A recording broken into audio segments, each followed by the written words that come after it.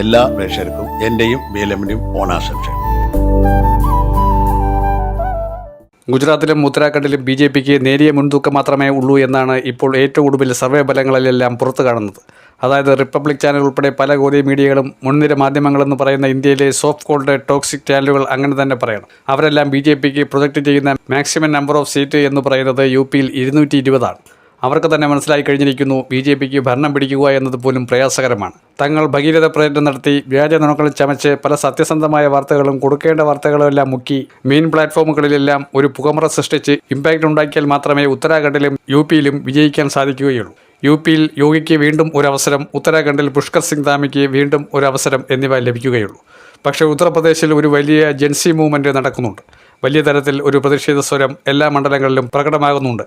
403 മണ്ഡലങ്ങളിൽ ഏകദേശം 4/3 അസംബ്ലി മണ്ഡലങ്ങളിലും 320 കുറയാത്ത അസംബ്ലി മണ്ഡലങ്ങളിലും വലിയ തരത്തിലുള്ള ഒരു മാസ് അജിറ്റേഷൻ നടക്കുന്നുണ്ട്. സമാജ്വാദി പാർട്ടി കോൺഗ്രസ് സഖ്യം എന്നുള്ളതല്ല ജനങ്ങൾ ഉദ്ദേശിക്കുന്നത്, ഒരു ആൻറ്റി BJP മൂവ്മെൻറ്റ്. BJP ആർക്കാണ് തോൽപ്പിക്കാൻ കേൾപ്പുള്ളത്? BJPയെ തളയ്ക്കാൻ ഏത് പാർട്ടിക്കാണ് സാഹചര്യം അനുകൂലമായുള്ളത് അവരെ പിന്തുണയ്ക്കുക.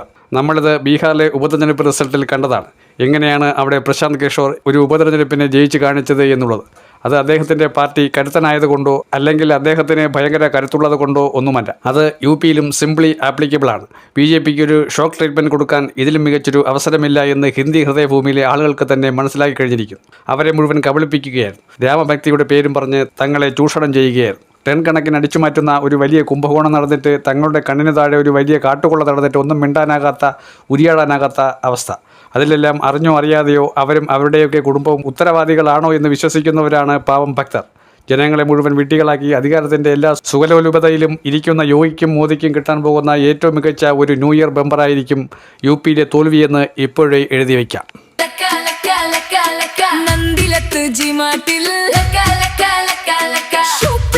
Super hit. Come on to G-Mart, shop, smile, celebrate. Lucky draws, exciting prizes. Laka laka, don't be late. Laka laka laka laka, Nandilat G-Mart. Laka laka laka laka, Bangu Jaiku, Agoshiku.